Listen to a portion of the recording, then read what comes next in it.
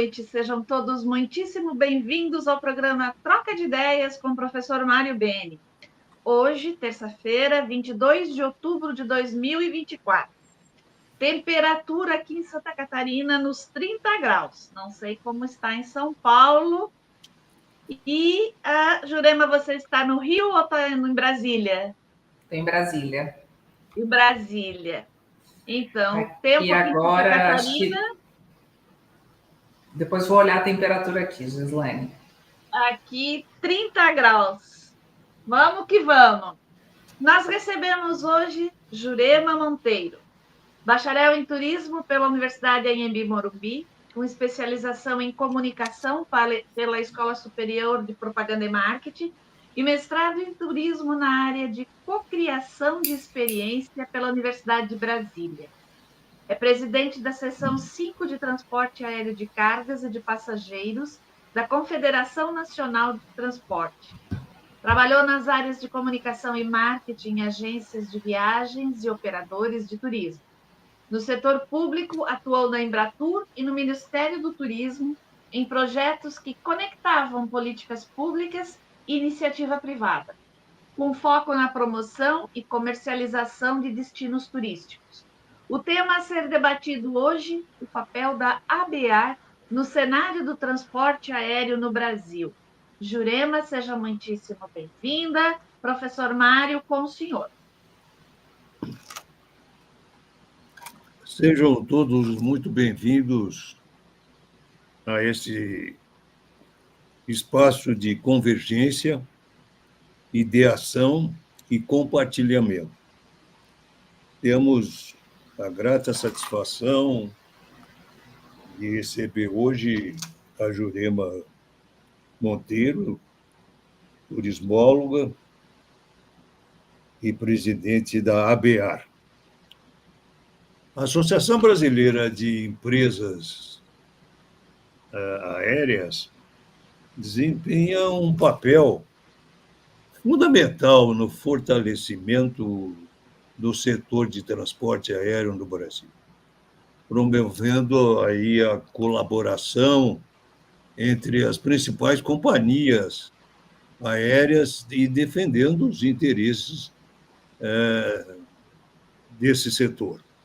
Criada em 2012, a ABAR representa empresas como a Gol, a Latam, a Azul, a Voo e Paz, entre tantas outras, que juntas respondem por mais de 99% do mercado doméstico.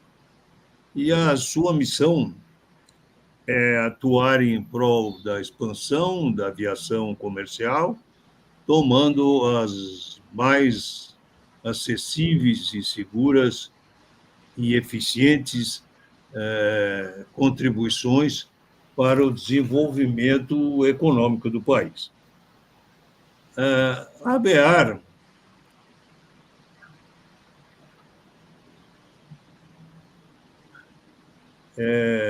atua também em várias frentes, entre as quais se destacam o fomento ao diálogo entre o setor privado e o governo, muito importante essa comunicação, para a defesa de políticas públicas que favoreçam a competitividade e a sustentabilidade do setor, e o apoio à inovação tecnológica por meio de articulações junto aos órgãos reguladores, como a Agência Nacional de Aviação Civil, ANAC, e o Ministério da Infraestrutura.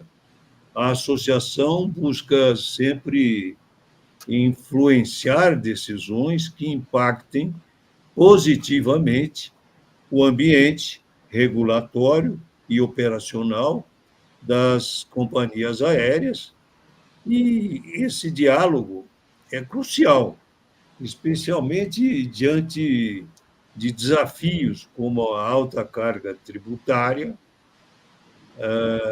o elevado custo do combustível da aviação no Brasil fatores que afetam diretamente o preço das passagens, dos bilhetes aéreos e a competitividade do setor. Outro ponto de destaque que poderíamos apontar é a atuação da BEAR na promoção das campanhas da conscientização voltadas para a segurança, a responsabilidade socioambiental e a educação dos consumidores. A associação tem trabalhado para aumentar a conscientização sobre temas como sustentabilidade no transporte aéreo, com iniciativas que visam reduzir a emissão de carbono e incentivar aí a adoção de tecnologias mais limpas. Além disso, a BIAR promove discussões sobre a importância da ampliação de infraestrutura aeroportuária, visto que o crescimento da demanda por voos requer melhor e constantes providências nos aeroportos brasileiros. No cenário da pandemia, a Covid-19, que todos nós lembramos, a BEAR desempenhou um papel essencial na coordenação de mediações emergenciais que garantiram a continuidade das operações de voos essenciais e o transporte de cargas, como medicamentos e vacinas. Creio que a entidade também participou ativamente das negociações com o governo para a criação de pacotes de ajuda financeira ao setor, que sofreu aí grande impacto e queda abrupta na demanda por voos. Por fim, a BEAR busca incentivar a democratização do transporte aéreo, ampliando o acesso às viagens para um maior número de brasileiros através de suas ações, e a entidade visa consolidar a aviação como meio de transporte fundamental para um país das proporções continentais como o nosso, para a integração nacional e desenvolvimento regional e a conectividade entre as diferentes regiões do Brasil. Esta é a atuação abrangente que faz da BREAR uma instituição central para o desenvolvimento sustentável do transporte aéreo no Brasil, contribuindo tanto para a eficiência do setor, quanto para o fortalecimento da economia do país. Portanto, é com muita alegria, com muita gratidão que recebemos hoje a Jurema Monteiro, coincidentemente companheira de trabalho e colaboradora do ex-presidente, a quem ela sucedeu, Eduardo Sanovics, que eu tive a honra de ser o seu orientador de doutorado. Foi realmente um companheiro de primeiro nível, com a sua dedicação total, não só às empresas privadas, na presidência da BEAR e em outras atividades que exerceu, como principalmente na universidade, na EASH, Escola de Comunicações da USP-Leste, onde assumiu o curso de graduação em turismo como professor e também o programa de pós-graduação, mestrado e doutorado. Portanto, é com muito prazer que passo a palavra agora para a Jurema, que nos trará, efetivamente, as suas considerações sobre a nossa ABA. Jurema, por favor, com a palavra. Boa noite, professor Mário Bene, boa noite a todos que estão nos assistindo. Eu falava no início, estou hoje em Brasília, um dos escritórios da ABAR, a gente tem escritório aqui em São Paulo, e aqui agora 21 graus, uma chuva fresca que veio para nos aliviar depois de uma seca intensa que o Cerrado brasileiro viveu, especialmente nesse ano, né? Professor Mário, assim, é uma satisfação enorme estar aqui nessa live de troca de ideias com o senhor, com toda essa audiência. Como o senhor bem apresentou, eu acho que me resta pouco aqui, vou tentar falar um pouquinho mais sobre a ABAR e nosso compromisso com o desenvolvimento do transporte aéreo e, consequentemente, com todo o setor de turismo. Mas eu sou bacharel em turismo, me formei na Universidade Anhembi Morumbi, ainda na década de 90, e desde o primeiro ano na faculdade, tinha como grande referência o senhor e seu trabalho, e a contribuição que o senhor fez ao país e ao nosso setor. Então, estar aqui hoje, trocando ideias e trazendo informações sobre o setor, é de fato uma honra, eu fico muito feliz, muito agradecida pelo convite, pela oportunidade de participar. Eu preparei um material de apresentação para falar um pouquinho da trajetória da ABAR, do setor aéreo nos últimos anos. Acho que eu posso começar usando esse conteúdo de apresentação, mas quero deixá-lo também muito à vontade, caso o senhor queira fazer algum tipo de intervenção, para que a gente transforme essa nossa conversa aqui, de fato, num bate-papo, né? E a gente possa trazer o máximo possível de contribuição para os nossos ouvintes. Eu não sei se o senhor já consegue visualizar a tela. Sim. Sim? Então, ótimo. Nosso objetivo, então, é falar sobre o cenário do transporte aéreo no Brasil, o papel da ABAR, e aí vale a pena a gente fazer um passo atrás, né, no nosso tempo, lembrar de quando a associação foi criada e o contexto disso.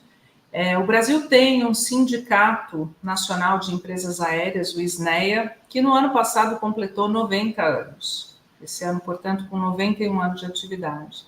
É talvez um dos sindicatos empresariais mais antigos em atuação no país e representou muito bem todas as empresas aéreas que nós tivemos ao longo desses anos, e foram muitas, né?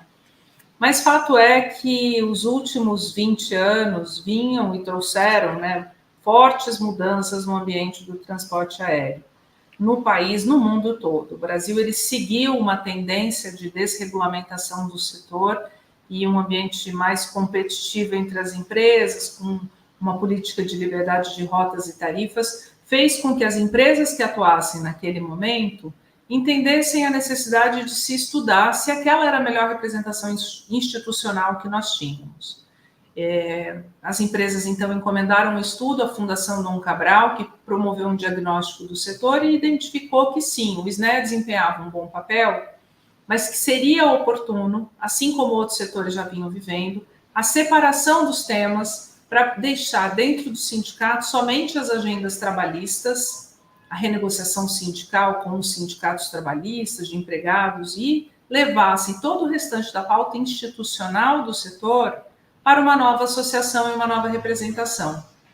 Foi nesse contexto, então, que a ABAR foi criada em 2012, por meio de um processo seletivo, profissionalizado. Eles buscaram um executivo no mercado que pudesse levantar essa nova empreitada, essa nova ideia, e assim o Eduardo Sanovics, que o senhor muito bem trouxe à memória, meu grande amigo, eterno mentor, foi chamado para essa missão e, junto com os associados que formaram e fundaram a associação, desenvolveu essa estrutura de representação com diferentes vieses na área operacional, institucional, na comunicação, com a missão de defender o interesse das empresas associadas, estimulando a conectividade, mais pessoas, mais cargas, porque o Brasil já vivia, em 2012, uma verdadeira revolução no transporte aéreo. O senhor bem sabe, muitos dos que estão assistindo, né? Assim, a gente tinha um setor muito restrito de acesso. Somente uma pequena parte da população brasileira conseguia voar de avião no início dos anos 2000. E o ambiente econômico de desenvolvimento social que a gente viveu no início dos anos 2000, somado ao apetite, o estímulo e o investimento das companhias aéreas, fez com que a gente tivesse um salto gigantesco no número de pessoas atendidas. A gente vai trazer esse número aqui, mas de 2000 e no início dos anos 2000 nós tínhamos 30 milhões de passageiros, e em 2012, quando a BA foi criada, a gente já estava perto dos 100 milhões de passageiros. Então, a gente tinha triplicado o número de pessoas, a gente tinha atravessado anos muito difíceis de deficiência de infraestrutura, e o cenário era muito promissor para um crescimento que iria, na época, a projeção do governo era duplicar esse número e chegar a 200 milhões de passageiros. Então, era necessário uma estrutura que ordenasse todos os interesses e pensasse numa forma de apoiar programas e políticas de crescimento sustentável, porque também era importante entender que o transporte aéreo precisava crescer de forma ordenada dentro do Estado brasileiro, né? Embora seja uma atividade privada, sem nenhuma participação pública, essa era uma preocupação. Nessa jornada de criação da ABAR, desde o princípio foram definidos alguns pilares de defesa. O primeiro deles é a defesa da política de liberdade tarifária. O Brasil viveu, até o início dos anos 2000, uma política em que o Estado determinava rotas e tarifas, mas essa política já vinha sendo superada ao longo do tempo, na Europa, nos Estados Unidos, e o Brasil modernizou a legislação em 2005, o ano de criação da ANAC. Na lei de criação da ANAC, o Brasil adere à política de liberdade tarifária, e a gente sempre defendeu e continua defendendo esse como o melhor modelo para estimular a concorrência dentro do país. A gente sempre defendeu também uma política que traga eficiência da cadeia produtiva, porque não existe uma experiência de voo ou uma experiência de turismo bem-sucedido sem que a gente tenha um sistema que contribua, então, aeroportos eficientes, controle de navegação aérea eficiente, um sistema seguro, o alinhamento ao mercado internacional, porque cada vez mais a aviação é um setor integrado, que precisa de alinhamento para que as empresas possam ter alianças, para que a gente possa reproduzir as melhores práticas no Brasil, e com isso, uma política de mais passageiros, mais carga e mais destinos.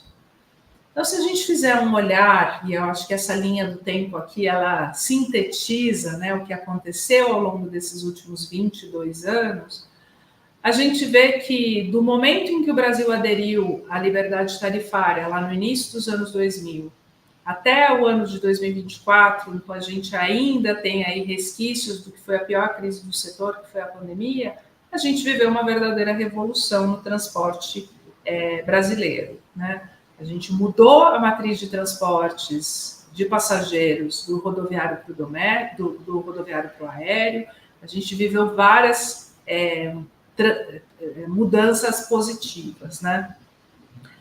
Então, começando lá em 2002 até 2006, esse programa de liberdade tarifária ordenado possibilitou a criação de novas rotas e a redução de preços. Hoje, se a gente tivesse como medir, né, o preço de um bilhete médio na época, em 2002, uma tarifa média praticada no Brasil girava em torno de R$1.000, corrigido pela inflação, e hoje a gente tem uma tarifa em torno de R$670, sendo que ela já foi menor do que isso. A tarifa média já chegou até R$450, quando a gente tinha um câmbio e custos mais favoráveis, né? Então, esse momento foi muito positivo, a gente teve uma explosão de consumo. Foi um momento em que, no ambiente externo, macroeconômico, a gente viveu também diferentes programas que permitiram mais distribuição e acesso de renda. Então, mais brasileiros passaram a considerar o transporte aéreo como um item da sua cesta de consumo. E, obviamente, esse crescimento acelerado, sem um planejamento prévio, fez com que a gente atravessasse um período muito duro, chamado lá de caos aéreo, porque a nossa infraestrutura não era adequada para o volume de crescimento que a gente viveu. E, graças a essa pressão, o Brasil acabou adotando um programa de concessões aeroportuárias, que foi muito bem concedido, e ao longo desses quase 15 anos, permitiu a privatização ou a concessão dos principais aeroportos do Brasil e um salto de qualidade. Hoje a gente tem experiência de aeroportos brasileiros equivalente a aeroportos na Europa, nos Estados Unidos, na Ásia, com muita qualidade, o que melhora a experiência do passageiro, né?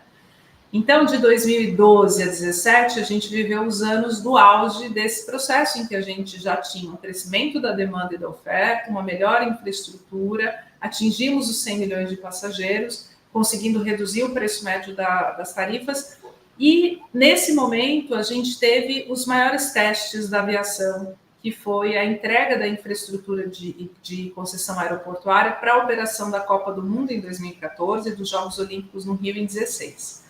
Momentos em que o setor foi muito testado, porque várias pessoas acreditavam e falavam, e havia um consenso na sociedade de que a aviação brasileira não daria conta desses dois grandes eventos, e a gente deu conta. A gente entregou eventos muito bem feitos e com uma aviação regular e pontual, o que nos deixa muito orgulhosos. Então, dentro desse contexto, a BEAR foi criada e se desenvolveu aí nos primeiros anos, entre 2017. Já em 2018, o cenário internacional e doméstico aqui interno no país levou a uma sucessão de crises que pressionaram a nossa economia e trouxeram uma disparada e pressão de custos. Então, é nesse momento em que o tom dessa festa começa a mudar. Ainda assim, o Congresso Nacional toma uma decisão que é fundamental para o desenvolvimento do setor, que é a abertura para o mercado internacional. O Brasil tem um Código Brasileiro de Aeronáutica e ele tinha uma regra que estabelecia um limite de até 20% de investimento em empresas estrangeiras com capital, em empresas nacionais com capital estrangeiro, e o Congresso, apoiado pelo setor, a BEAR, foi vocal nesse sentido de defender uma abertura, e hoje nós temos a possibilidade de 100% de capital estrangeiro em uma empresa aérea brasileira. É óbvio que ela tem que cumprir todas as exigências regulatórias, jurídicas do ambiente brasileiro, mas é possível um investidor vir para cá e trazer seus negócios para cá. Mas em seguida, depois dessa abertura de mercado, a gente enfrentou, como eu disse, a maior crise da história. Acho que todos nós da humanidade que estamos vivos no planeta lembramos disso, temos essa memória. A pandemia foi um evento extraordinário que mexeu com o comportamento, mexeu com a economia e atingiu diretamente as empresas aéreas no mundo inteiro, porque o comando do mundo era um comando para as pessoas ficarem em casa. E o nosso serviço é justamente deslocá-las de casa. Então, ela zerou a aviação internacional, reduziu praticamente a zero também no mercado doméstico. E, embora o setor não tenha tido, nesses anos, nenhum tipo de apoio financeiro do governo, houveram medidas de flexibilização para atender melhor as condições do contrato de viagens, as empresas conseguiram superar esse grande desafio. Todas as nossas empresas aéreas sobreviveram, enquanto a IATA tem um número de que 64 empresas deixaram de operar no mundo em função dos efeitos da pandemia, né? É óbvio que isso deixou uma marca e um prejuízo acumulado aí que chega à casa dos 44 bilhões de reais, se a gente fizer um recorte temporário, e levou a várias pressões no câmbio e no combustível que continuam desafiando o ambiente de negócios com o nosso custo Brasil, somado a outros fatores que pressionam o nosso custo aqui no país. Então, foram anos muito difíceis, a gente ainda tem algum rescaldo disso no operacional, mas esse ano, em 24, a gente olha já para o futuro muito otimistas, com sempre muita cautela e sendo racionais, porque o setor finalmente está recuperado do ponto de vista doméstico e em plena recuperação do internacional. Então, 23 foi um ano em que a gente teve um crescimento de passageiros domésticos, crescemos 15% em relação a 22 e praticamente atingimos o número de 19. A gente continua se recuperando, mas aí agora olhando para o futuro com outros desafios. O eterno debate de redução de custo, o custo do Brasil é muito caro, o desafio da descarbonização, uma agenda de mudanças climáticas que nos pressiona. Mas antes de falar da agenda atual, eu acho que vale a pena explorar assim, qual é o papel da BEAR. O senhor trouxe muito bem isso no início da apresentação, da nossa fala. A BEAR desenvolve diferentes ações e projetos e aqui tem só um extrato deles, né? Mas em algumas linhas de atuação. Primeiro, o nosso trabalho de representação institucional, setorial, então é um diálogo constante com a sociedade, ordenada por meio das suas instituições, no Poder Executivo, no Poder Legislativo, no Poder Judiciário, debatendo a agenda regulatória, jurídica e tributária do setor, por exemplo. O setor aéreo é um dos setores mais regulados do mundo, a gente só perde para a energia nuclear, a gente tem regulação para tudo, assim, o parafuso que vai na aeronave precisa ser certificado, o tecido que faz um estofamento de uma aeronave precisa ser certificado, a carga horária do trabalhador, do tripulante precisa estar regulada, ou seja, todas as dimensões da prestação de serviços têm um rigor muito grande, né? Então, a gente tem uma discussão muito forte com a agência reguladora nesse sentido, assim como as questões jurídicas e tributárias. A agenda de competitividade do setor, né? Assim, o Brasil ele tem um potencial gigante. O senhor já deve ter escutado isso diversas vezes, né? Para o crescimento do turismo, da aviação, mas a gente precisa ter um ambiente favorável para isso.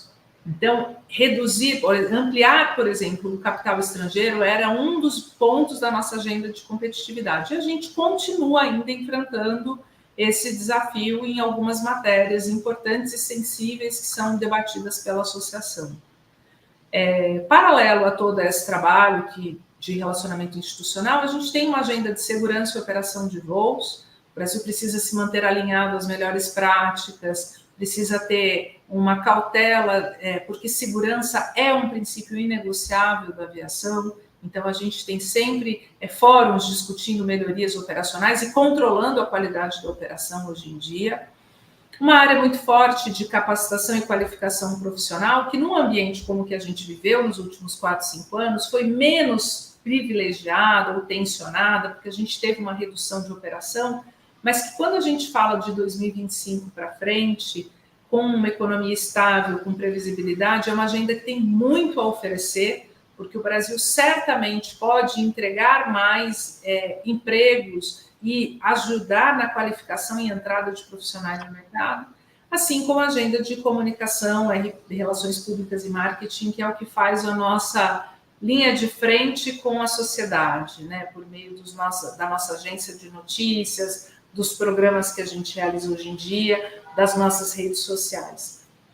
E para a gente executar essas linhas de trabalho, a gente usa diferentes ferramentas. Então, a articulação e relacionamento com stakeholders, mapeamento de quem é quem em cada assunto, estudos e pesquisas que são fundamentais, e aqui há uma ponte, uma relação e oportunidade com a academia, né?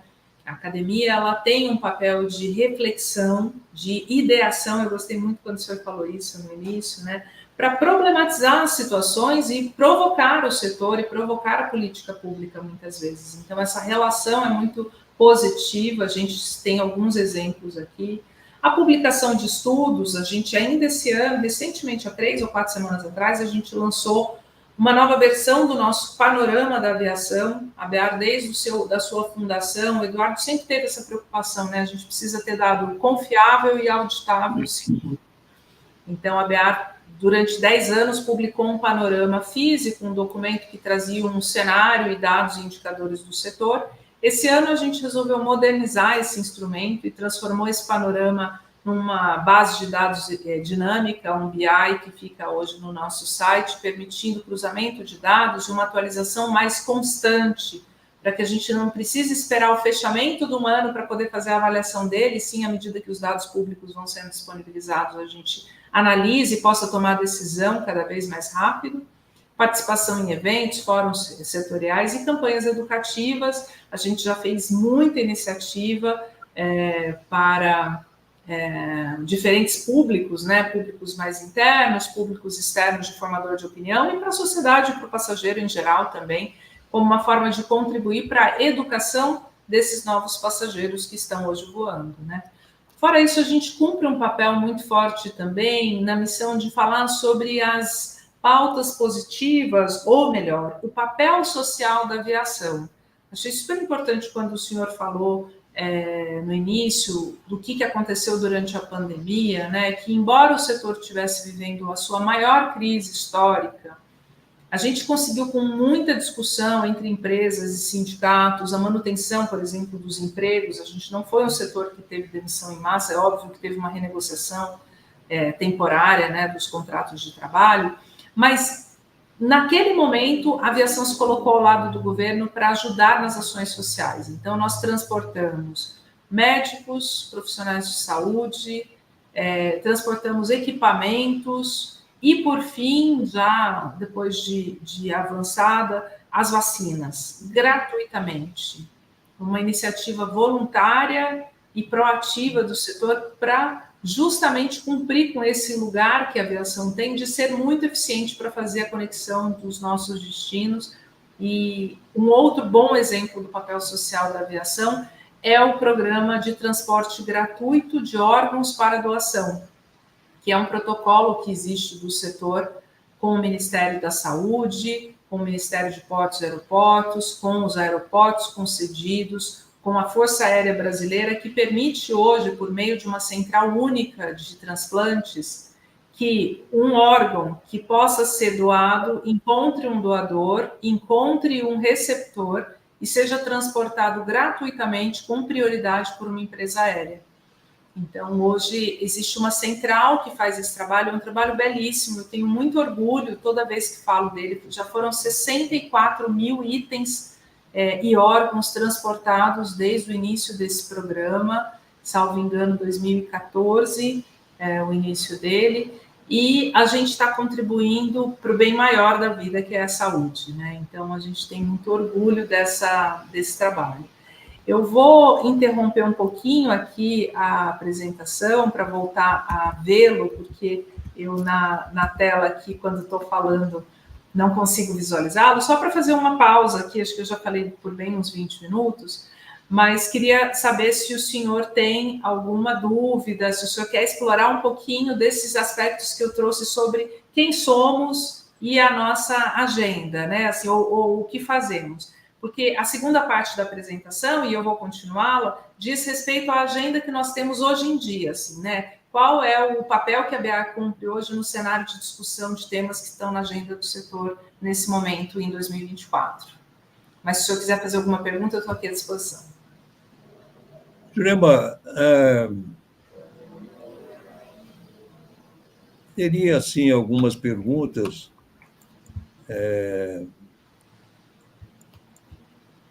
A primeira seria: a BEAR foi criada há mais de 10 anos. Qual era o contexto e o que mudou no transporte aéreo desde então? Claro que considerando o período pandêmico. Acho que assim, quando em 2012 as empresas aéreas resolveram criar uma associação, elas estavam muito preocupadas em construir uma voz setorial que ajudasse a transmitir para a sociedade o que era o transporte aéreo, a complexidade dele, e ajudasse no convencimento de políticas públicas que ajudassem a manter o desenvolvimento e o crescimento do setor, e ajudassem também na formação e comunicação, educação desses novos passageiros. A gente tinha saído de 30 milhões de passageiros para quase 100 milhões já em 2012, a gente estava perto dos 90 milhões, ou seja, 3 vezes mais o número de pessoas que voavam, pessoas que nunca tinham entrado dentro de um aeroporto, que nunca tinham viajado de avião. Então, havia uma necessidade de comunicação com esse novo usuário do transporte aéreo, para além de se discutir políticas públicas. Hoje, se a gente fizer uma fotografia da nossa agenda, principalmente nesse pós-pandemia, a gente, infelizmente, né, não tem tido um crescimento expressivo no número de novos passageiros. O Brasil continua voando com aquela mesma classe A, B, B+, que voava há 10 anos atrás e que ainda continua frequentando os aeroportos, salvo, obviamente, uma outra exceção. Então, a gente deixou de ter uma comunicação direta com o passageiro, com o usuário, para intensificar mais os canais de diálogo e comunicação com tomadores de decisão, para que a gente possa fomentar políticas que nos ajudem a crescer, professor. Porque se a gente pensar que a gente está desde 2019 estagnado no mesmo número de passageiros, um número um pouquinho maior de aeroportos atendidos, mas do potencial que a gente tem, o Brasil hoje voa menos de, ou cerca de meia viagem per capita. E a gente sabe que o Chile, por exemplo, que é um país vizinho, em condições geográficas e sociais e econômicas próximas das nossas, voa 1,2. Se eles fazem 1,2, a gente não pode ficar em meia viagem de avião per capita ano. A gente precisa crescer, a gente precisa ampliar esse número. Então, as políticas para criar condições de investimento para isso são muito importantes. Então, acho que o contexto de diferença hoje é esse. Jurema, você que é turismóloga e, portanto, que chega a um ponto, chega a um posto de presidente da BEAR, como um grande exemplo para todos os turismólogos e aqueles que ainda estão cursando. Conte um pouco da sua trajetória na BEAR, até o momento em que assume a presidência da associação. Quais os principais desafios que você encontrou? Bem, aí, do ponto de vista muito pessoal, assim, né? Vou fazer aqui um pouquinho a história da minha formação, né? Eu venho de uma família de classe média no interior de São Paulo. Meu pai era funcionário público, minha mãe professora. Eu sempre gostei muito de estudar, meus pais me deram uma boa condição de aprendizagem, mas eu sempre quis sair do interior, professor. Eu gostava muito de viajar, eu sonhava com as imagens. Então, eu decidi fazer um curso de turismo, porque eu falei, na época, né, assim, aquele guia das profissões, né, que ele falava muito da profissão do futuro, eu achei que eu teria ali uma oportunidade de sair do interior, conhecer e morar em São Paulo e tal. Logo que eu terminei a faculdade, eu entendi que a faculdade, por mais que tivesse me dado uma boa formação, eu precisava dar um passo a mais, então eu fiz uma pós-graduação em comunicação, que era uma área que eu me identificava muito, e hoje eu entendo que, de fato, as minhas maiores habilidades, as minhas maiores competências estão nas relações, na construção das relações e na ponte das mensagens. Então, foi muito importante ter feito essa formação, e aí eu tive uma trajetória no setor privado, eu trabalhei muito em intermediação, agências e operadoras, e tive a oportunidade de, com essa experiência, vir contribuir num projeto do governo, na época na gestão do Eduardo, na Embratur.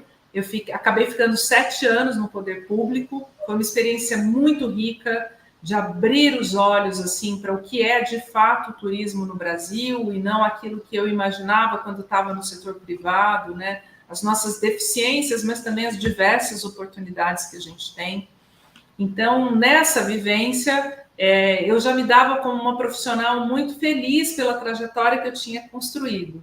Mas a vida me trouxe um presente, eu fiz uma pausa na minha carreira, porque eu tive 2 filhos, e eu senti vontade e necessidade, tive a sorte, a oportunidade de ter condições de me dedicar a eles logo que eles nasceram. Foram 4 anos que eu me afastei praticamente do trabalho, eu fiz algumas atividades pontuais, mas eu sentia muita vontade de voltar. E aí eu procurei um mestrado, como eu estava morando em Brasília, eu fui estudar na UNB, e a coordenação da professora Maruska Moesch, que é uma grande profissional do setor de turismo, acadêmica, né, que trabalha tanto os temas, me ajudou muito. Mas eu falei, não, Maru, eu estou feliz aqui, mas eu preciso voltar a trabalhar. E aí, num contato, Eduardo, recém-montando a estrutura da BEAR, já tinham 2 anos de associação, ele falou, eu vou abrir uma vaga em Brasília, tem um processo seletivo, eu passei por ele e fui admitida. Admitida numa posição de assessoria na área de relações institucionais, que era uma área, para mim, um tanto desconhecida, embora eu já tivesse trabalhado no governo, na iniciativa privada. Foi dentro da ABEAR que eu entendi que hoje em dia, graças ao processo de amadurecimento da nossa democracia, das relações republicanas, os diferentes setores e as empresas investiram em estruturas organizadas para dialogar com o poder público, principalmente. Então, eu tive a oportunidade de aprender muito sobre isso aqui, fiz alguns cursos e formações, mas foi mesmo na prática, frequentando o Congresso Nacional, frequentando os ministérios, que eu fui formando mais a minha experiência e graças a um time muito competente da associação, das associadas, eu pude me formar melhor. E nesta formação, usando as minhas habilidades e competências, eu tive a oportunidade, depois de 5 anos de trabalho, de assumir uma diretoria dentro da associação na área de relações institucionais e fui muito abençoada de ter o Eduardo como liderança, porque ele de certa forma, me elegeu numa mentoria invisível, assim, de formação. A gente nunca dialogou sobre isso, ele nunca me falou que vou fazer uma mentoria para você. Mas era uma mentoria, porque ele me guiava, ele me orientava, ele me dava o exemplo, né? A melhor forma de aprendizagem é o exemplo, sem dúvida alguma. Então, o exemplo dele me ajudou muito e acabou me colocando numa condição de preparo para o momento em que ele quis fazer a transição, já vivendo um momento de saúde muito delicado, e o Conselho da ABEAR me nomeou, então, presidente da associação em maio do ano passado. A gente viveu, sem dúvida alguma, nesse ano e meio que eu estou à frente da presidência, um momento muito desafiador ainda de rescaldo dos anos da pandemia, mas que criaram agendas muito individuais das empresas para a sua própria sobrevivência. Então, estar na liderança de uma entidade associativa nesse momento teve o desafio de tentar encontrar a voz comum, aquilo que era comum entre todas as empresas. Eu acho que a gente vem construindo isso, vem buscando resultados que permitam uma maior convergência de todas as empresas, porque é nessa soma que nós vamos conseguir superar o desafio que a gente ainda tem, que é a recuperação financeira, né, assim, individual de algumas empresas, não todas, para que elas possam olhar o futuro pensando no que a gente tem de desafio, né? Assim, então, falei bastante, mas acho que era importante trazer esse contexto, até pelo fato da live muitas vezes ser acompanhada por alunos e estudantes do setor e talvez servir como inspiração para que todo mundo acredite e há espaço, né? Inclusive para a diversidade. Eu sou uma mulher preta, eu tenho 50 anos, eu tenho 2 filhos, e eu lidero hoje essa associação, esse setor, mostrando que sim, a diversidade é possível, é óbvio que somada a competências e estudo, que é o que faz a gente poder se manter nos locais, né? Exatamente isso. Eu acho que a sua trajetória é um grande exemplo e incentivo para aqueles que estão cursando ou pretendem cursar. É um exemplo de edificação, protagonismo profissional que realmente foi muito importante e você merecidamente galgou todas as posições em níveis profissionais que alcançou. Foi muito importante isso. Agora, voltando para a nossa ABEAR, frequentemente a ABEAR tem sido chamada e tem chamado a atenção para os altos custos do setor aéreo e o impacto desses custos no bilhete, na passagem aérea. Você poderia falar o que mais pesa na cesta de custos? O querosene da aviação, o QAV, o QAV, por exemplo, é uma demanda histórica do setor. Como a BEAR atua nessa frente e o que é preciso para fazer ou conquistar um preço de QAV menor e mais acessível à população? Perfeito. Eu vou fazer esse comentário, se o senhor me permite, já voltar na apresentação para falar Sim. um pouco como é a agenda hoje em dia, né? Por favor. Hoje, o custo operacional de uma companhia aérea, ele tem 60% dos seus itens, do seu custo dolarizado. Então, independente da vontade do presidente de uma companhia ou outra, algo vai acontecer ao longo do ano sobre o câmbio que vai influenciar diretamente o seu negócio, né? As empresas começam o ano fazendo um planejamento de malha, um planejamento de operação para, por exemplo, a aquisição de novas aeronaves, usando um câmbio de referência, mas ao longo do ano, diferentes motivos, pressões diferentes podem levar isso para novos cenários, e a gente acompanha isso ao longo desses últimos anos. Do início da pandemia para agora, a gente já teve mais de 30%, por exemplo, de aumento no câmbio. E isso pressiona custo, consequentemente, o custo é também repassado para o preço do produto, no nosso caso, a passagem aérea. Do 100% do custo de uma companhia aérea no Brasil, hoje, 36% são relacionados ao QAV. E, para a gente, isso é um grande ponto de preocupação, porque no Chile, dos 100%, 22%, 24% são QAV. Na Europa e nos Estados Unidos também, mas no Brasil é 36%. E num momento como o que a gente está vivendo agora, por exemplo, com esses conflitos no Oriente Médio, em que o preço do petróleo sofre uma pressão e uma oscilação muito grande, em 15, 20 dias a gente vê o preço desse produto, que pesa lá 36% no bilhete, saltar 20%, 30%. No acumulado, a gente tem mais de 150% de aumento desde o início da pandemia até agora. É óbvio que em momentos em que o preço do petróleo cai, esse preço também cai. Mas a gente ainda não acompanha queda suficiente para compensar o acumulado de altas que ele teve nos últimos anos. E pense o senhor, assim, né? Uma companhia aérea, ela planeja a sua malha com mais ou menos um ano de antecedência. Então, hoje, a gente consegue entrar no site e comprar um bilhete, por exemplo, para o feriado do Carnaval do ano que vem, março do ano que vem. A companhia precificou com um câmbio de 5,50, que é o que está valendo hoje. Mas no dia de voar, o câmbio pode estar 6, 7, 8, ninguém sabe.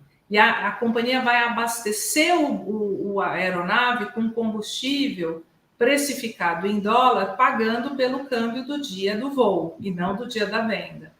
Então, essa oscilação traz uma complexidade muito grande no modelo de negócios que as empresas usam hoje em dia, e por isso discutir a precificação, a distribuição e a tributação do QAV é tão importante. O que a gente identificou, professor, é que existem modelos alternativos de precificação.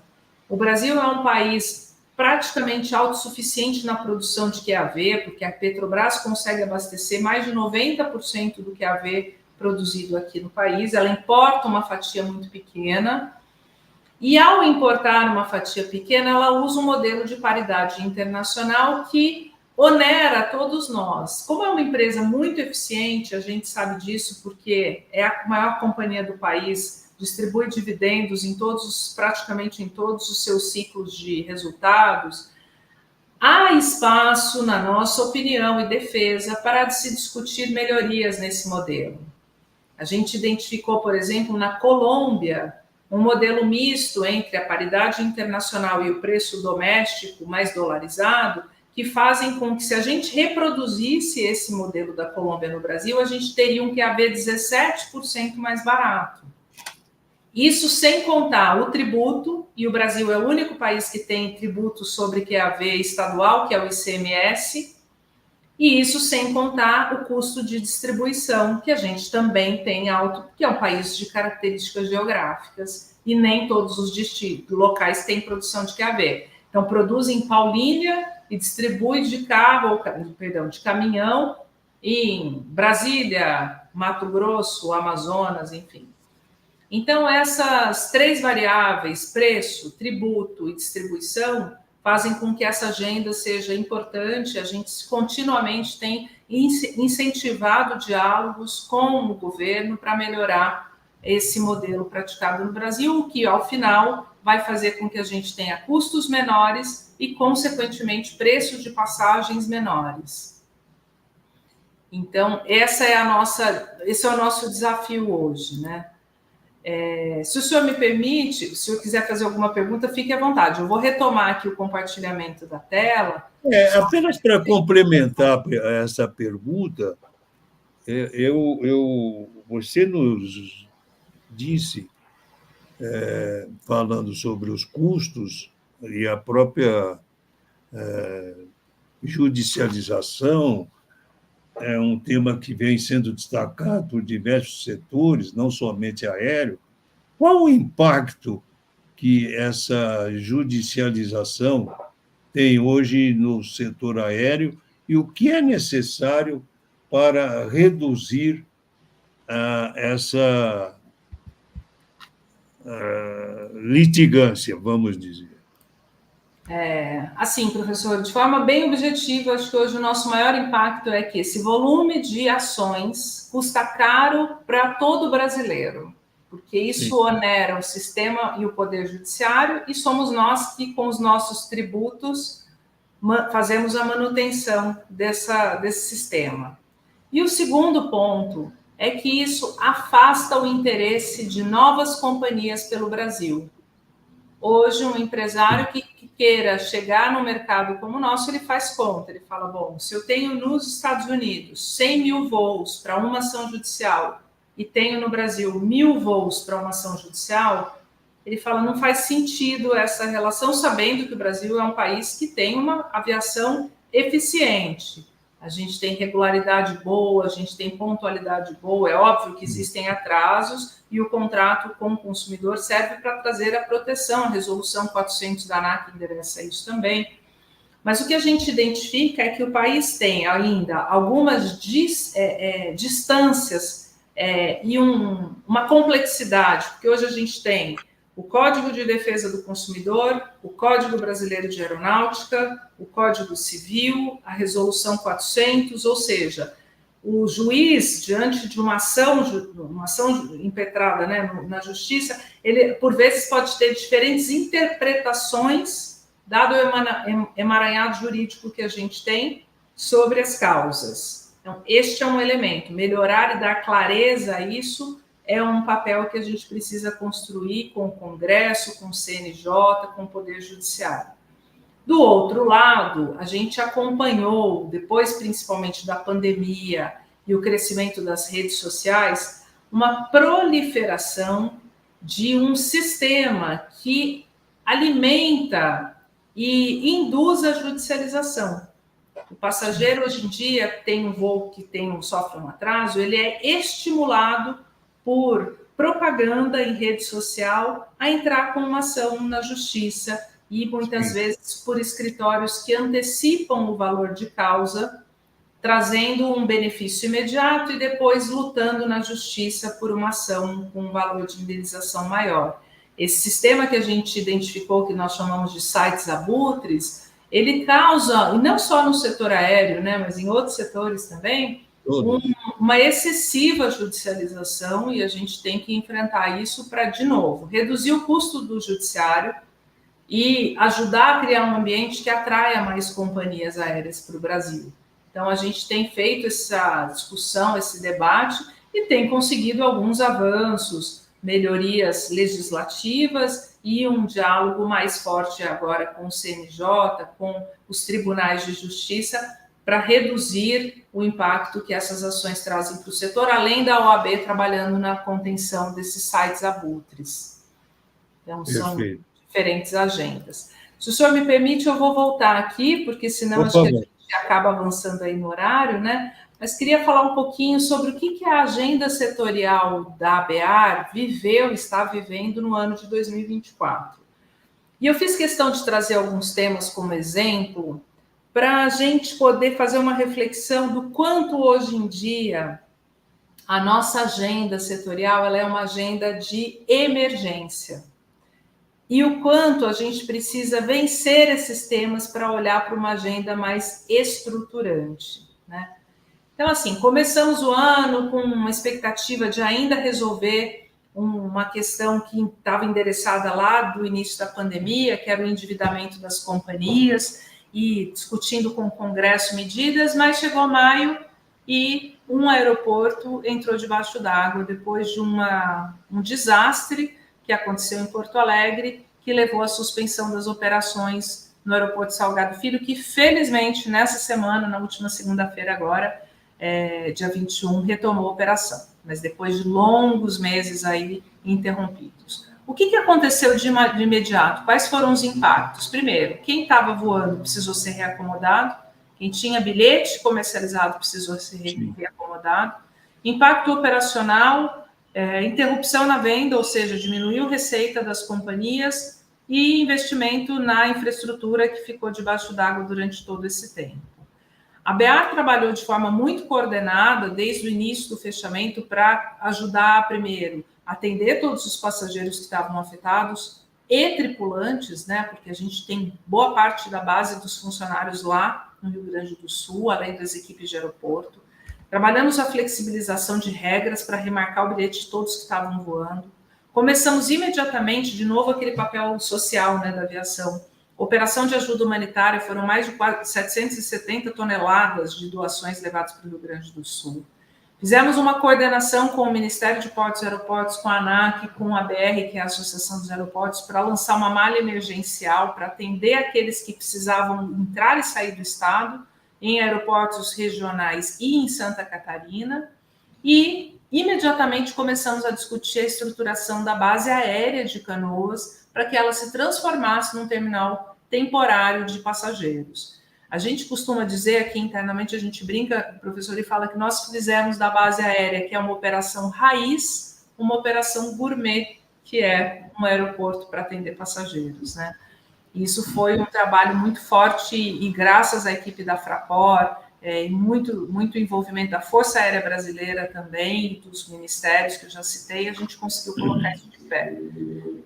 Em julho, isso começou em abril, né? Em maio. Em julho, a gente conseguiu retomar a operação de embarque e desembarque no aeroporto, e já em agosto, o início das vendas para o novo aeroporto Salgado Filho, que foi reinaugurado, então, nessa segunda-feira. Ainda não plenamente, a gente tem até 16 de dezembro para retomar a operação normal, inclusive dos voos internacionais, mas superamos essa crise que foi gerada por um desafio dos nossos tempos, que são as mudanças climáticas.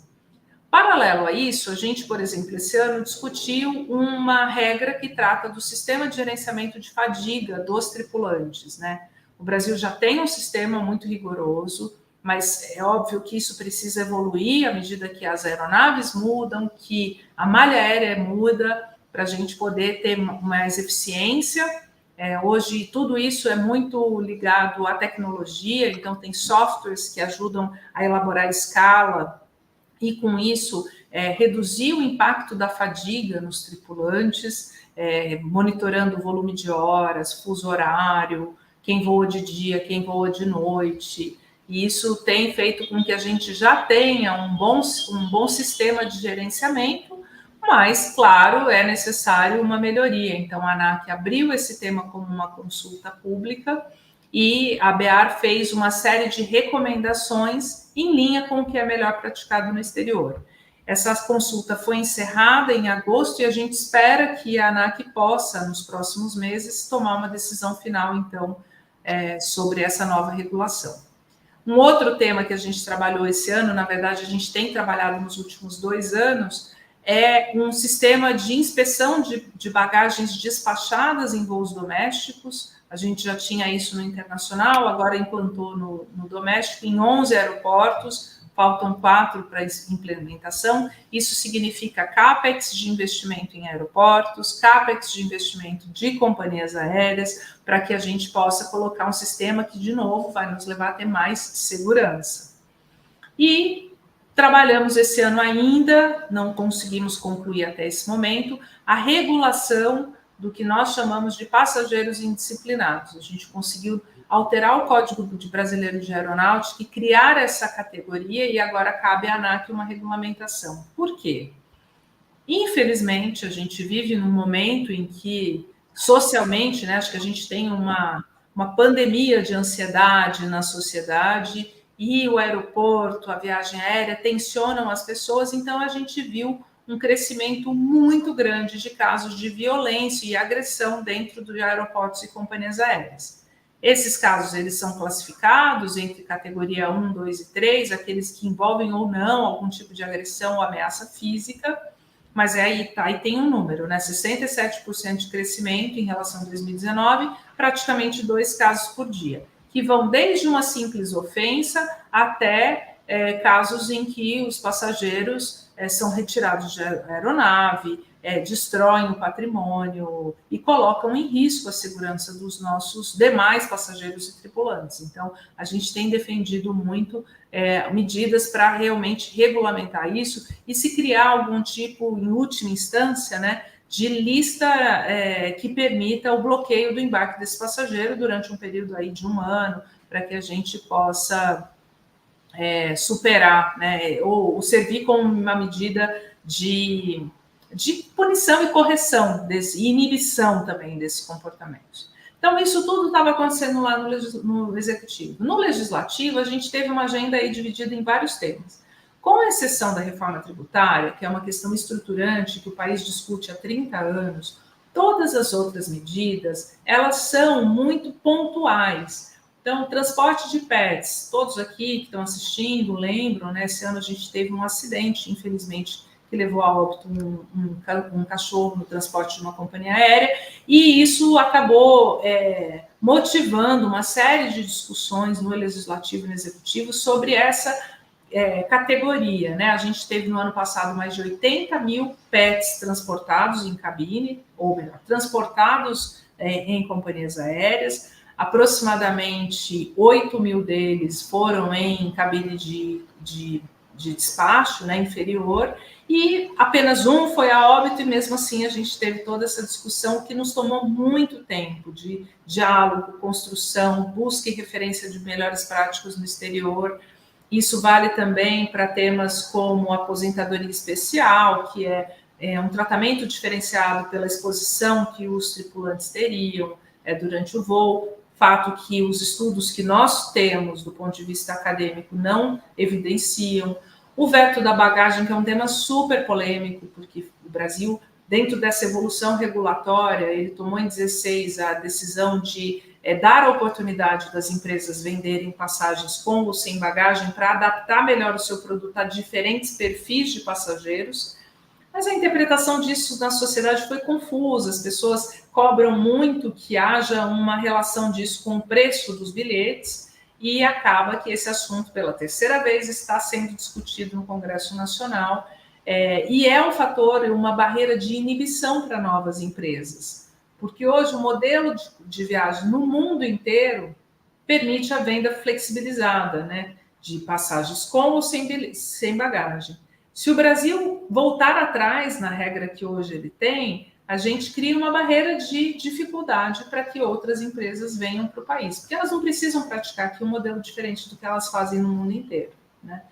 A Lei Geral do FINAC é uma medida estruturante, porque é um recurso para incentivo contínuo e investimento de companhias aéreas, e o PL do combustível do futuro também muito importante, porque ele endereça a produção de SAF no país, e esse é meu último assunto aqui. Aqui sim uma agenda estruturante, né? Embora o setor aéreo seja responsável por apenas 2% das emissões globais de gases de efeito estufa na atmosfera, há mais de 20 anos o setor embarcou nessa discussão e tem um compromisso de redução ou neutralidade de emissões até 2050, e para atingir isso precisa cumprir uma agenda de curto, médio e longo prazo, apostando muito no potencial do SAF, que é um combustível sustentável da aviação, para reduzir quase 65% das emissões. O restante pode ser mitigado com nova tecnologia, eficiência operacional ou até o mercado de carbono. Mas o SAF é a grande chave de mudança, e o Brasil tem uma oportunidade gigante por conta da nossa capacidade de produção de biomassas e rotas tecnológicas e a experiência que a gente tem no país desde a década de 70 na produção de biocombustíveis. Então, muitas pessoas falam que o Brasil pode ser a Arábia Saudita dos biocombustíveis, e de fato a gente tem uma grande oportunidade que atende o setor aéreo.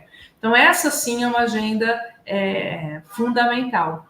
E antes de falar do panorama, eu vou interromper aqui mais uma vez, porque o que eu queria deixar aqui como mensagem e fazer essa reflexão com o senhor? O setor aéreo no Brasil, e a ABEAR, ela tem esse papel, é um setor muito importante para o desenvolvimento social e econômico.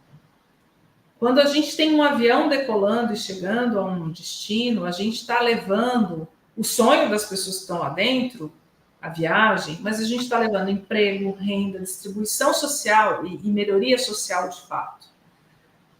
A gente teve, nos primeiros anos desse século, um crescimento expressivo. A ABEAR contribuiu para políticas importantes, mas desde o efeito da pandemia, a gente só tem discutido agendas emergentes. A gente só tem discutido agendas que resolvem as dores do dia. E nós precisamos, como país e como setor, fazer um passo atrás e olhar a complexidade do transporte aéreo, os desafios que estão postos daqui para frente. Então, o que nós vamos fazer para crescer e descarbonizar? Não existe mais discussão no mundo sem se tratar de mudança climática, a gente precisa de ação imediata, é um tema dos nossos tempos e não do futuro. Ao crescer, o que acontece com a nossa infraestrutura?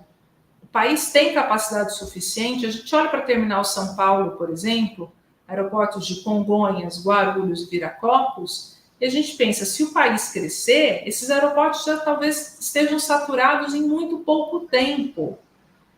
Então, qual é a nossa capacidade de planejamento e definição de novas infraestruturas onde há espaço? É óbvio que ninguém precisa construir aeroporto onde tem espaço de operação para crescimento. E a gente ainda tem. Mas como demoram 3, 4, 5 anos para construir um aeroporto, se a gente não discutir isso agora, quando chegar em 2030, 2035, a gente não vai ter aquilo que a gente precisa. E um ponto que eu acho fundamental de trazer aqui, professor, que é a formação de mão de obra.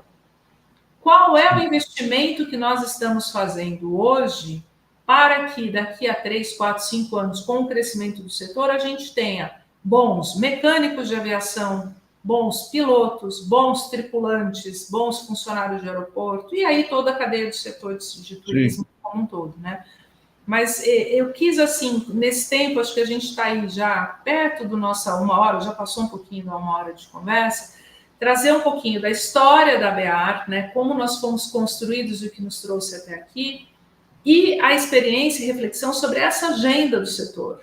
É fundamental hoje que a gente lute por união do setor e enderece agendas de médio e longo prazo. Porque se a gente não fizer isso, daqui a alguns anos a gente não vai ter como se ajustar às necessidades dos tempos que a gente vai estar vivendo. Então, com essa fala, eu ainda tinha até uma tela para colocar aqui, eu faço isso rapidinho, só para mostrar, porque é um instrumento importante, principalmente para universitários que estejam nos acompanhando. Eu comentei no início, a ABEAR sempre trabalhou com muitos dados, né? E a gente colocou no ar esse painel em formato 100% digital, Panorama da ABEAR, que traz não só impacto, mas informações sobre oferta, demanda. E aí eu trouxe aqui só um retrato, né, do que a aviação significa hoje, comparado a 2022, a gente cresceu em todos os indicadores, participação no PIB, salários, emprego, renda, o que é excelente, porque se a aviação está crescendo, o país inteiro está crescendo, assim, né? Onde a gente tem um avião decolando, a gente tem o país decolando com desenvolvimento, tecnologia, emprego, renda, que é de fato aquilo que a gente precisa para melhorar nossa realidade. Então, vou ficando por aqui, assim, tomar uma água, mas fico à disposição para a gente continuar o bate-papo por mais algum tempo, se o senhor quiser fazer novas perguntas. Eu teria mais 2 perguntas, vou até englobar essas 2 perguntas numa só, e nós poderíamos, então, dar por encerrado face aos compromissos que você ainda tem logo mais. Eu diria que o setor aéreo voltou a transportar, e você nos trouxe essa informação, nos relatou, mais de 100 milhões de passageiros no ano, marca que havia sido perdida desde a pandemia da Covid-19, em 2020. Então, eu perguntaria, há expectativa de que o setor supere, ainda neste ano, 2024, os números pré-pandemia? Podemos dizer que a retomada é consistente?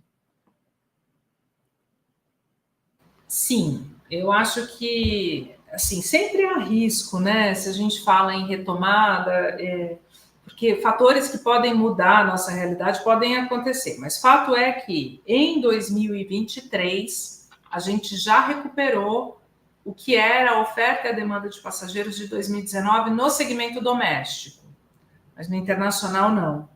Eu tenho alguns números aqui do internacional. Se a gente fizer e o que está acontecendo com o internacional esse ano, no mundo inteiro, e o Brasil tem se beneficiado muito, é bem expressivo, porque a gente tem conseguido retomar, e graças também a um trabalho mais consistente e permanente de promoção do Brasil no exterior, e a Embratur tem feito esse trabalho muito bem conduzido por uma equipe muito capacitada, esses números têm melhorado. O número que eu tenho aqui, só usando aqui minha cola, né? A demanda de passageiros em agosto no internacional, ela foi 4,5% superior ao mesmo mês no ano de 2019.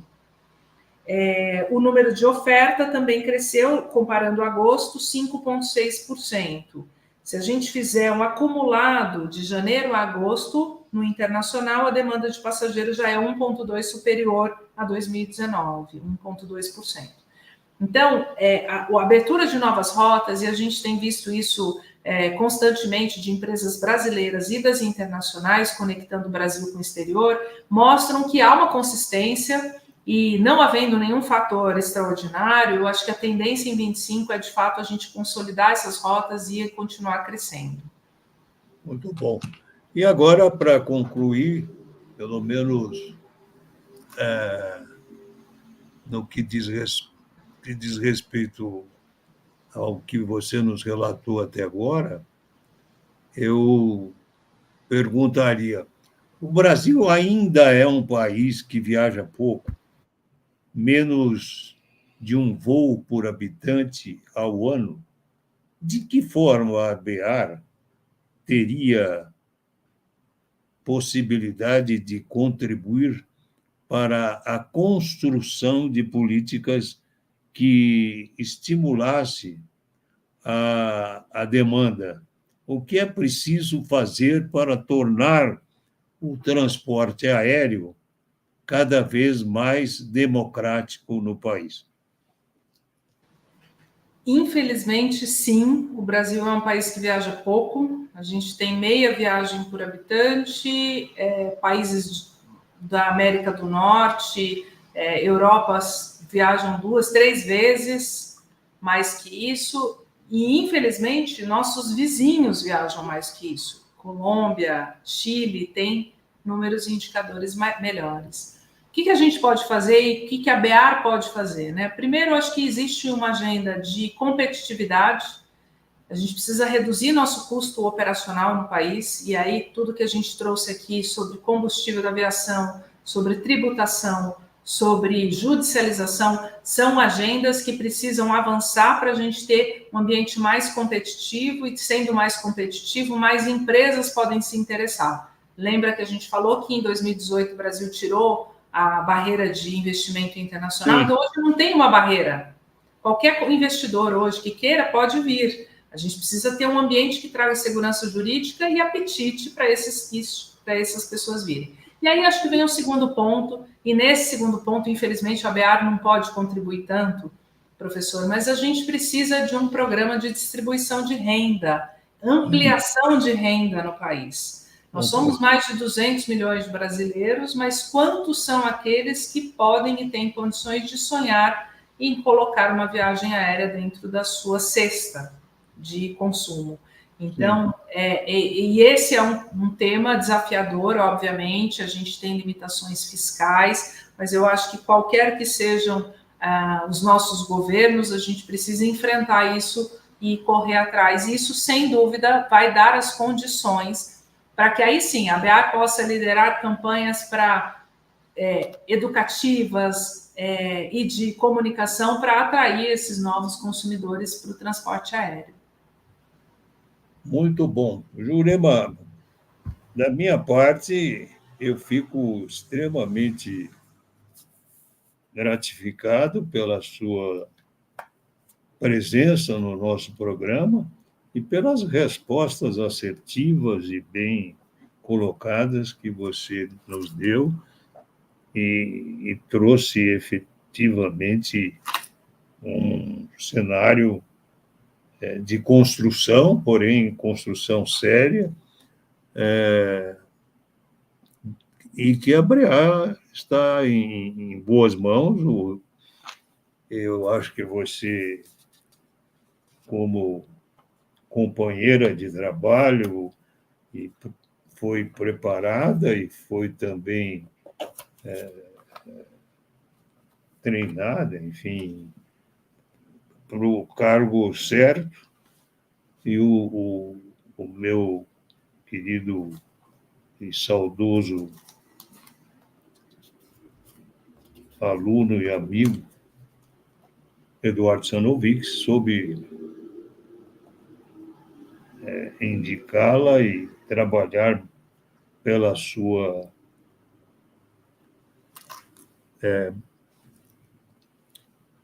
nomeação e designação, e você está realmente correspondendo a essa confiança e trabalhando com muita competência na presidência da BREA. Muito obrigado por tê-la aqui nesse nosso programa. Gislaine, como é que estamos aí? Temos perguntas, algumas? Eu tenho uma pergunta e um comentário. Tá bom. Pergunta, rapidinha. Quando você fala em educar o passageiro, questão delicada, educar em que sentido? Educar aonde esse passageiro? Gislaine, ótima pergunta, assim, longe de mim querer parecer presunçosa aqui, né, assim, mas o fato é que viajar de avião é diferente de viajar de ônibus, por exemplo, né? Você tem um procedimento de segurança nos aeroportos que precisa ser cumprido antes de chegar numa aeronave.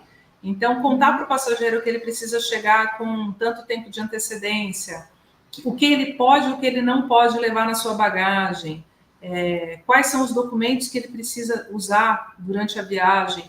É nesse sentido que eu acho que o papel da associação se cumpre em campanhas que possam trazer isso, trazer informações sobre os direitos dos passageiros. Se você comprou um bilhete, seu voo atrasa, o que você pode e deve exigir, quais são os canais para isso. E isso, inclusive, nos ajuda naquele outro desafio de reduzir a judicialização, né? Se a gente instrumentaliza bem, explica quais são os canais, a gente não precisa ir na justiça, você pode ir direto na companhia e ela tem que prestar esse serviço, né? Então, eu acho que o educar é nesse sentido, e hoje eu acho que o canal mais eficiente que a gente tem para isso são as redes sociais. A gente tem quantidade de informação em todos os veículos para fazer as diferentes segmentações e poder dirigir mensagens certas para as pessoas usando os canais que as redes nos dão de acesso hoje em dia.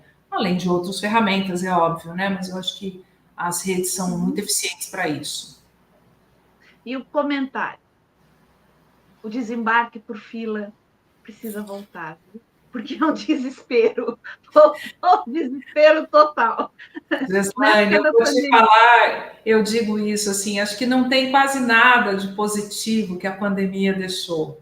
Mas, sem dúvida, essa foi uma experiência que nos trouxe uma boa vivência, né? Um desembarque ordenado, respeitoso, solidário e usando um critério lógico. Quem está na frente desembarca primeiro e aí vai seguindo, né, na sequência. Eu, como usuária de transporte aéreo, defendo também, mas infelizmente não é uma regra e aí vale aquilo que passageiros e companhias combinam. Eu queria aproveitar aqui, Gislaine, e agradecer teu apoio e o convite do professor Mário Beni. Para mim foi realmente uma honra e uma enorme satisfação participar desse encontro. Estou vendo aqui um comentário da minha querida amiga Ana Paula Spolon. Há anos eu não a encontro, mas deixo aqui meu obrigado a essa audiência tão nobre e qualificada que o senhor tem aqui, professor. Muitíssimo obrigada. Eu estou sempre à disposição aqui na BEAR ou em qualquer outro canal. Como bacharel em turismo, eu sempre vou estar disponível para falar dessas pautas que importam para o nosso setor. Muito obrigado, Muito bom. Júlia. Nós que agradecemos a sua disponibilidade e aproveitamos para lembrar o pessoal que está chegando agora, inscreva-se no canal, acione o sininho, dá uma olhada lá nos quizzes, tem uma bela coleção de quizzes. E na próxima semana estaremos de volta com um tema super interessante também, no próximo Troca de Ideias com o professor Mário B. Até lá. Boa noite. Até logo, boa noite. Boa noite. Tchau, tchau.